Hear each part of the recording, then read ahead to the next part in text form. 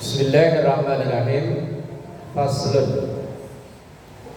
Wa kullu ma'iin kharaja minas sabilaini najisun illal maniyya. Sampai situ ya. Faslun, pasal. Wa kullu ma'iin, setiap yang cair, yang encer, kharaja, keluar, minas sabilaini, dari dua jalan, jalan kesemek sama jalan beku, jalan depan maupun jalan belakang. Najisun itu hukumnya najis. Di situ tadi ada keterangan wa kullu ma'iin, setiap yang encer, yang cair. Lah kalau yang beku gimana? Yang beku, yang keras, yang katanya kurang serat. Kalau yang beku najis enggak? Lah tadi situ bilangnya katanya yang encer yang najis. Kalau yang beku sama aja. Nanti keterangannya di belakangnya. Setiap yang keluar dari jalan depan maupun jalan belakang itu hukumnya najis. Illal maniyya, kecuali mani, sperma. Karena sperma itu asalnya kita. Lah kalau sperma dihukumi najis, ya kita semua ini najis. Wong kita asalnya dari situ. Ya menjijikkan tapi tidak najis. Lah definisi najis itu apa? Najis itu artinya apa? Kotor belum tentu najis. Bersih juga belum tentu tidak najis. Lah najis itu ada sesuatu yang kotor tapi tidak najis. Misalnya ada anak makan berantakan, bilangnya kotor enggak? Lah makanan itu kotor, najis enggak? Enggak. Ya kan kotor tapi tidak najis. Tapi ada yang bersih, ya orang nyebutnya bersih tapi najis. Minuman yang memabukkan itu dihukumi najis, padahal orang nyebutnya bersih. Lah sekarang definisi najis itu apa? Yang membatalkan, kentut yang membatalkan, kentut nggak ada bandanya. Najis itu apa? Terus sekarang ada tambahan najis tralala. Najis itu sesuatu yang menjijikkan, yang menghalangi sahnya sholat, itu disebut dengan najis. Menjijikkan tapi kalau nggak menghalangi sahnya sholat ya tidak disebut najis. Wa ghuslu jami'il abwali, di situ tadi mencuci, membersihkan semua al-abwal, itu jamak dari baul, kencing. Mencuci dari kencing, berarti kencing itu najis. Wal auros, auros itu yang saudaranya kencing. Nah iya. Nah yang itu, ini namanya yang sopan apa itu? Yang sopan. Ntar pun saya ikutin lah ibu ngomong apa yang dikira sopan gitu. Itulah pokoknya. Wajibun, hukumnya wajib karena dua-duanya itu najis. Illa baulas sobi, kecuali air kencingnya anak laki-laki kecil, alladzi lam ya'kul at-ta'ama, yang belum makan apa-apa. Fa innahu, karena sesungguhnya kencingnya anak kecil laki-laki yang belum makan apa-apa, yadhuru, bisa suci, birasyil ma'i alaihi, cukup hanya sekali disiram saja. Kalau dalam bahasa lain, najis itu kan terbagi menjadi beberapa tingkatan.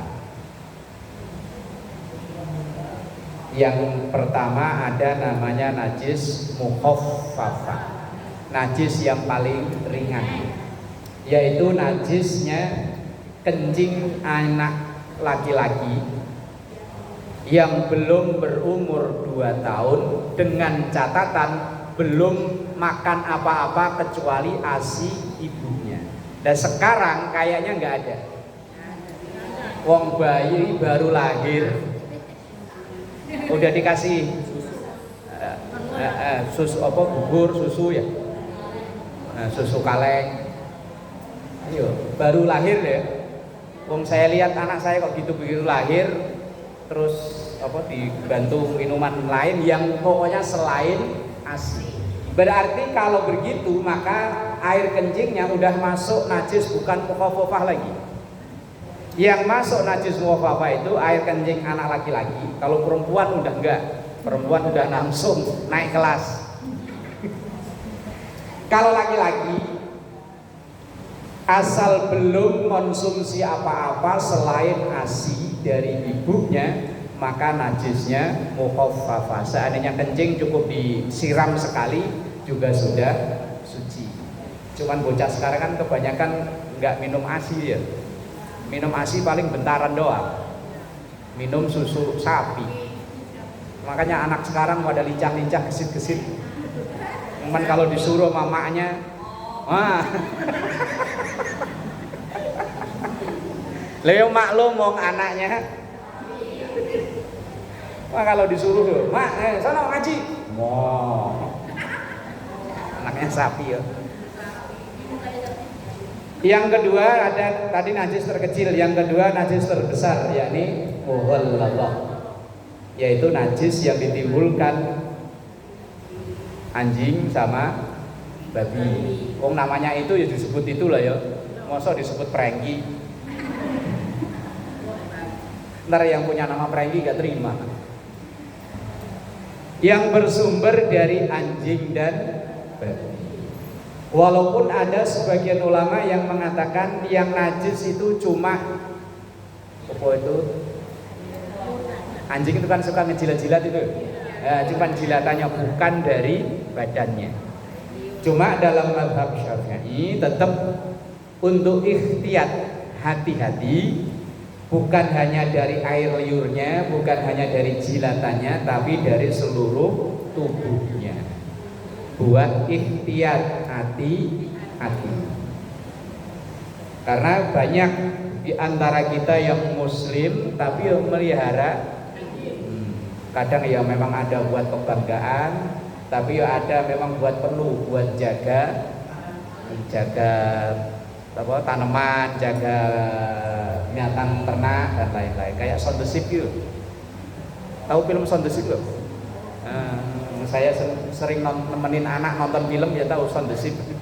Anjing yang ngangon kambing. Najisnya mughalladhah. Tapi saya sendiri juga belum pernah ini ngalami. Saya dulu pernah sendal, lagi nunggu temen duduk di pos security. Sendal saya lepas lah kok diembus-embus sama asu. Ya sendal saya buang, sendal beri cuma 12.000 ini. Lah kalau sendal mahal saya cuci, itu sendal 12.000. Swallow. Buang aja. Saya pakai kayu aja cemplungin ke got. Beli lagi murah. Nyucinya ya agak berat. Diulang 7 kali, salah satunya dicampur dengan. Nah, yang selain 3 macam najis itu masuk kategori najis mutawassithah. Selain air kencingnya anak laki-laki yang belum makan apa-apa selain ASI, selain najis yang ditimbulkan oleh anjing dan babi, maka semuanya itu masuk kategori najis mutawassithah. Mutawassithah itu najis tengah-tengah. Ya selain 3 itu, kalau memang itu dihukumi najis, maka masuknya kategorinya najis mutawassithah. Cara mensucinya ya pokoknya dihilangkan, entah disiram dengan apa, yang penting warnanya, baunya, rasanya hilang. Warnanya, dulu ada warnanya kuning-kuning, lah warnanya udah hilang. Kemudian baunya kok apa, baunya kayak apa? Ya pokoknya baunya hilang. Nah yang ketiga ini loh, masa dijilat-jilat dulu? Nah ya enggak loh. Yang penting pokoknya dilihat secara zahir, warnanya udah hilang. baunya sudah hilang, maka itu sudah hilang najisnya alias suci. Lah tadi di awal itu ada keterangan setiap yang keluar dari jalan depan, jalan belakang itu hukumnya najis. Lah sekarang pertanyaannya, ada minuman kopi luwak. Ayo. Katanya minumannya itu mahal ya. Yang itu kan yakhruju min silitil luwak. Ya kan keluar dari konon ya saya lihatnya baru di YouTube doang sih. Luwak dikasih makan kopi.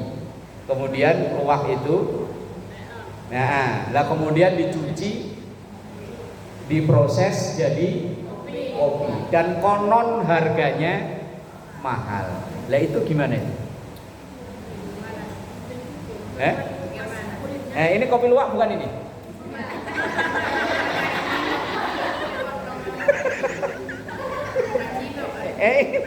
Kopi luwak bukan ini? Nah, kopi luwak itu gimana hukumnya? Iya, saya pernah lihat di YouTube, tayangan di YouTube proses kopi luwak itu. Luwak dikasih makan kopi, dipilih kopi yang bagus-bagus. Kemudian setelah nggak lama, kemudian berak, habis berak diambil, dicuci, dibersihin, diolah jadi kopi. Lah, katanya secangkir gitu katanya harganya sampai ratusan ribu. Lah kalau kita yang sasetan tuh paling 2.000 atau 3.000 ya. 1.500 malah ya, kalau di rest area itu kan 3.000, di warung kopi 3.000. Lah itu gimana itu? Najis gak itu?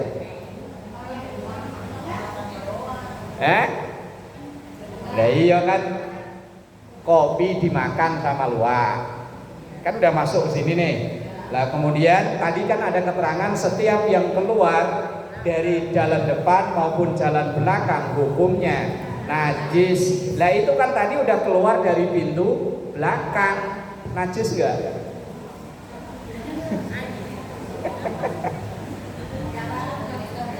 Iya, padahal itu katanya konon minuman mahal ya. Makanya kita beli yang minuman 1.500-an aja yang murah ya. Mengenai itu ada keterangan dalam kitab Fathul Mu'in. Mungkin ibu-ibu yang pernah ngaji kitab itu, ada namanya kitab Fathul Mu'in, itu ada keterangan begini. Walau rasat auqaat bahimatun hubban habban fa in kana sulban bihaitsu law zuri'a nabata famutanajjisun yughsalu wa yukalu wa illa fanajisun.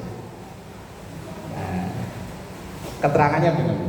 Walau rasat auqaat bahimatun, seandainya ada binatang kok makan biji-bijian atau dimuntahkan biji-bijian, fa in kana sulban, dan biji-bijian yang dimakan kemudian dikeluarkan itu sulban, keluarnya masih keras, masih asli seperti awalnya.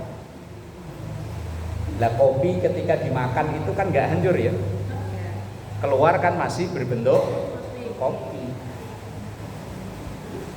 Bihaitsu law zuri'a, seandainya biji itu ditanam, nabata, ada kemungkinan untuk bisa tumbuh, famutanajjisun, maka hukumnya mutanajjis.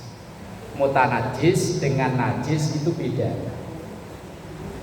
Kalau najis itu memang benda najis, biar dicuci kayak apa ya nggak bisa ya, tetap najis, itu namanya najis. Tapi kalau mutanajjis itu benda suci yang terkena najis, itu namanya mutanajjis. Misalnya kita punya apa gitu, jatuh terkena najis, aslinya benda suci, maka itu namanya mutanajjis. Misalnya ini kacamata jatuh pas kena kembang pasir kucing, ini kan aslinya benda suci, begitu jatuh terkena benda najis itu namanya mutanajjis. najis. Kalau tai kucingnya itu najis, tapi kalau ini mutanajis. Kalau mutanajis itu benda suci yang kena najis. Nah, kalau itu dicuci, yang penting tadi baunya hilang, warnanya hilang, rasanya hilang, maka benda itu kembali suci. Termasuk biji-bijian itu tadi. Biji-bijian dimakan oleh binatang kemudian keluar masih dalam bentuk aslinya, itu hanya dihukumi mutanajis. Kemudian ketika dicuci, kemudian dibersihkan, diolah jadilah kopi luwak. Maka kopi luwak hukumnya. Nah, kalau yang makan itu bukan luwak, kucing misalnya. Wah, nyari luwak susah, kucing di rumah kasih aja makan kopi. Begitu keluar masih kopi. Lah ya kalau nyari luwak kan susah. Lah kalau kucing kan banyak yang punya kan kita ya. Nyari luwak susah, beli kopi luwak kan mahal. Mending inovasi baru bikin kopi kucing. Luwak, kopi suruh makan sama kucing. Begitu keluar, ibu tegel gak ngolah ya? Ya, jijik ya. Ya kalau kita jijik berarti bagi kita itu hukumnya najis. Bismillahirrahmanirrahim. Wala yufa an syai'in minan najasati, dan tidak dimaafkan dari najis-najis itu illal yasir, kecuali sedikit, minat dami seperti darah, wal qayhi dan nanah. Gini, najis itu ada yang dimaafkan, ada yang tidak. Maksudnya dimaafkan itu seandainya benda najis itu terkena di badan kita, masih ada yang tetap boleh dipakai buat sholat walaupun itu najis. Misal situ ada illal yasiro minad dam, darah yang cuma sedikit. Misalnya kita punya apa? Nyamuk, kalau bisul mau banyak kayak darahnya ya. Iya yang dikit lah, yang dikit pakai ya kan? Nyamuk.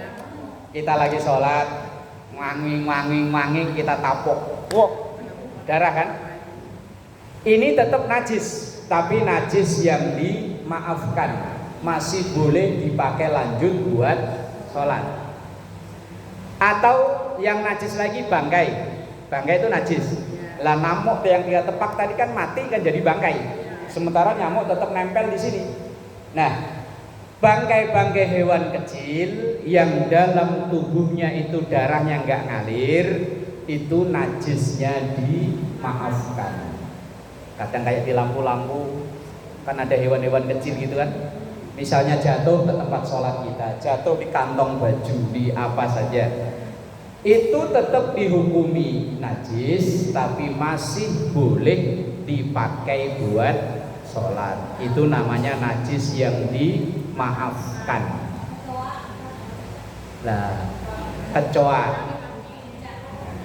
kecoa, cecek dan lain-lain. Kira-kira kecoa itu dalam tubuhnya ada darah ngalir nggak? Kita dok begini, ada darahnya yang keluar nggak dari dalam tubuhnya?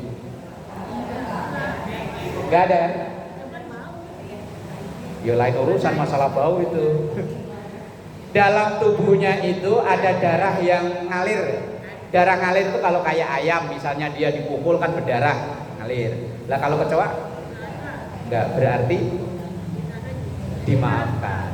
Cuma satu sisi lain lagi, kita jijik enggak dengan kecoa? Nah, patokannya najis tadi pertama jijik dulu. Jijik dan tidak jijik kadang dikembalikan ke orangnya.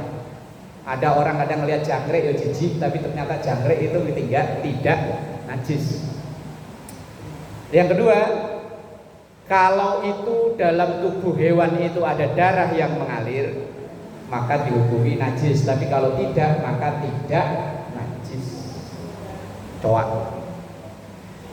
Lah di situ ada keterangan wa mala nafsalahu sa'ilatun. Dan seandainya ada binatang yang dalam tubuhnya itu tidak mengalir darahnya, idza waqa'a fil ina'i, ketika jatuh ke wadah atau tempat, di situ ada minuman, ada sayur atau apa, kopi, yaitu ya binatang-binatang kayak laler, nyamuk, binatang-binatang kecil tadi kecoa, bikin sayur sop iga baru mateng lupa nutup, coa nyemplung, padahal sop iga udah mahal ya. Rencana buat ngundang temen mau makan bareng baru mateng, nyamuk ada laler apa nyemplung. Malah kalau cecek mah ya jadi sop cecek.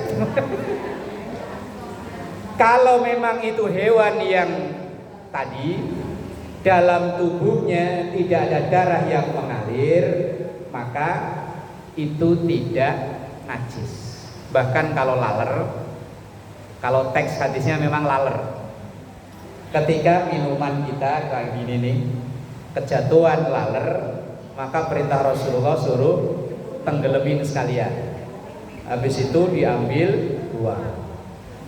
Menurut penelitian medis, katanya, wong saya bukan peneliti kok. Nah ya kan cuma katanya, hanya baca-baca aja. Di dalam sayap laler itu satu sisi mengandung penyakit, satu sisi mengandung obatnya atau penawarnya. Makanya ketika nyemplung hanya sebelah, takutnya yang nyemplung penyakitnya. Lah kalau yang nyemplung obatnya ya alhamdulillah. Lah kalau nyemplung penyakit, lah karena kita nggak tahu maka celumpitin sekalian, biar obatnya masuk, penyakitnya yo masuk, berarti impas. Nah ya kan, udah impas berarti kan. Seandainya penyakit masuk tapi obatnya juga masuk, oh berarti udah netral. Begitu udah netral ya silahkan diminum. Cuman kalau kita ya seandainya ini nih yo lupa ditutup, kejatuhan laler, lah kok mau diminum ya? Akal-akalnya orang mau minum ya begini nih. Kalau kejatuhan laler kayaknya kalau di ini ya jijik gitu ya. Tapi ya kalau minuman tadi yang kopi luwak harganya 500.000 ya sayang lah ya. Lah kayak cuma berapa tadi 1.500. Ya 1.500 mah ya. Tapi seandainya kayak tadi itu nyemplung di sayur atau di apa, kalau itu laler, memang teks hadisnya laler. Wallahu alam kalau binatang yang lain mungkin perlu penelitian.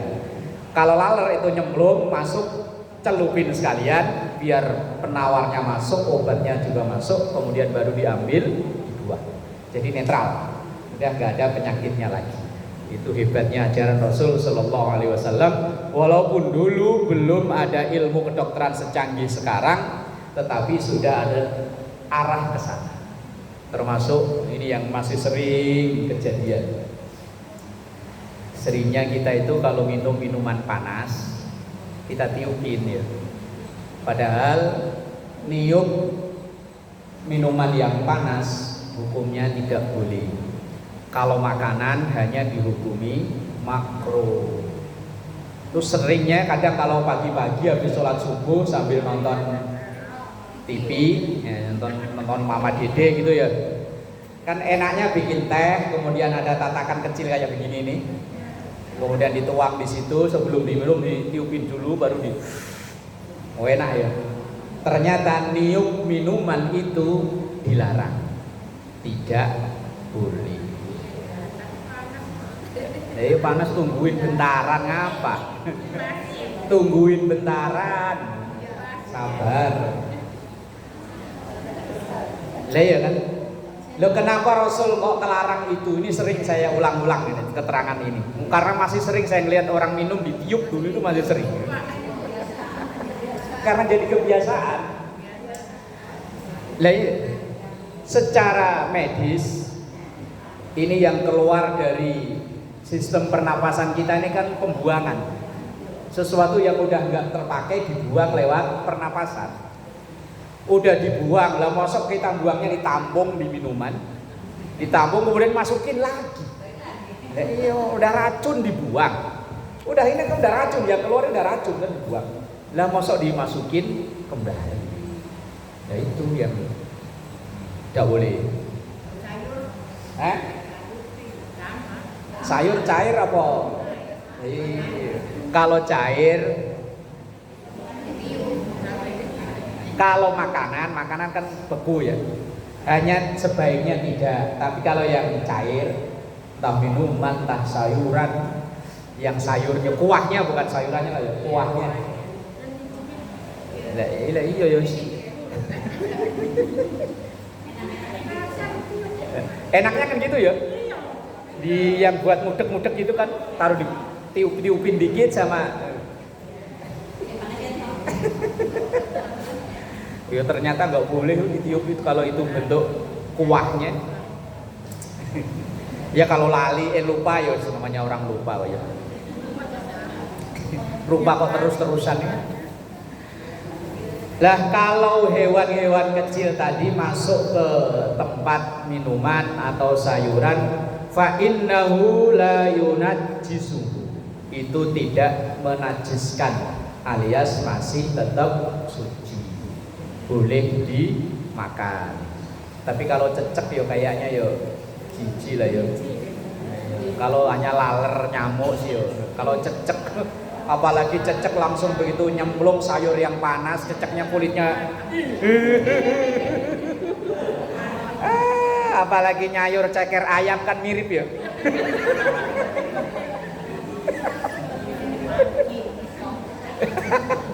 Ayo ceker ayam loh, kalau di sayur agak bening gitu. Kalau kenyemplungan cecek kan mirip. Tapi kalau nggak jijik. Bismillahirrahmanirrahim. Wal hayawan, hewan-hewan itu kulluhu tahirun, semuanya suci. Hewan itu aslinya semuanya suci.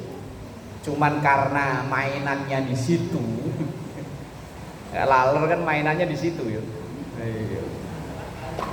Yang tidak suci illal kalba, kecuali anjing, wal khinzira, dan babi, celeng. Yang najis cuma dua itu. Selain itu semuanya suci. Entah boleh dimakan, nggak boleh dimakan, tapi hukumnya suci kecuali dua. Wa ma tawallada minhuma, dan hewan apapun yang lahir dari keduanya. Au min ahadihima, atau dari salah satunya. Maksudnya umpama ada anjing selingkuh sama kambing. Lah ya umpama mau di kandang cuma ada dua itu. Lah kok lahirnya kambing. Lah maka kambing itu dihukumi seperti. Tapi apa ya ono ya? Enggak ada lah ya. Ya kadang kan ada orang itu, kalau orang yang ahli-ahli peneliti itu kan aneh-aneh aja. Hewan ini dikawini nama ini, hewan ini dikawini sama ini, ntar lahirnya ini. Dulu di kampung saya itu ada namanya Pak Marno. Itu orangnya memang ya suka yang unik, tapi pohonan. Dia bisa nanam jambu biji itu. Dalam satu batang itu buahnya beda-beda. Ya karena ngambil dari jambu ini dimasuki, tempelin, diikat, tempelin, diikat. Nanti buah ada yang putih, ada yang gede, ada yang kecil. Tapi itu pohonan, nggak tahu kalau hewan. Ya tadi seandainya, di situ kan ada keterangan wa ma tawallada minhuma au min ahadihima. Segala yang lahir dari kedua binatang itu, anjing dan babi, atau yang dari salah satunya, maka semuanya dihukumi najis. Tapi sebagian saudara kita yang beragama lain, ya memang konsumsi itu. Di Pasar Koja yang bagian pojok itu kan ada ya. Berapa tahun yang lalu saya belum tahu, jalan-jalan sama Ustadz Dudu, ceritanya mau bakar-bakar, nyarikan sono ke atas. Mumpung kita pakai sarung, begitu masuk ke situ kan langsung ditegur, Pak mau nyari apa di sini? Nyari ikan bukan di sini, ini mah daging B2. B2 apaan nih? Habis Pak. Oh. Di ujung atas. Ternyata B2 namanya katanya. Wal maitatu kulluha najisatun. Bangkai, wal maitatu bangkai, kulluha semuanya. Najisatun hukumnya najis. Bangkai. Tadi kayak hewan-hewan kecil juga najis, cuman najis yang dimaafkan. Tapi selain itu najis. Illas samak, kecuali ikan. Ikan nggak perlu disembelih lah. Kalau ikan teri nyembelihnya gimana? Nah ya kalau ikan yang gede ya lele nyembelihnya diketok palanya. Ikan nemu bangkai juga halal. Nah kalau hewan-hewan laut kayak anjing laut gitu, ya tapi mau siapa yang mau konsumsi? Ikan itu biar bangkai juga tetap suci, tidak najis. Wal jarot, jarot itu belalang. Kalau dulu di kampung saya, kerjaan saya dulu nyari belalang. Belalang kayu. Yang di pohon morbei yang belalangnya gedenya segini tuh. Enak. Mahal banget sekarang harganya, hampir sampai 40-50 ribu sekilo. Itu biar nemu bangkai tetap halal. Cuman makan itu kalau yang nggak kuat alergi, di badan pada bengkak-bengkak merah-merah gatel. Cuman kerjaan saya kecil ya umur SD 5, kelas 5, kelas 6, asal habis ngaji habis sisa bawa obor nyari belalang. Ntar kalau nemu ditusuk ininya nih. Kayak kerjaannya kita dulu kan ditusuk ininya.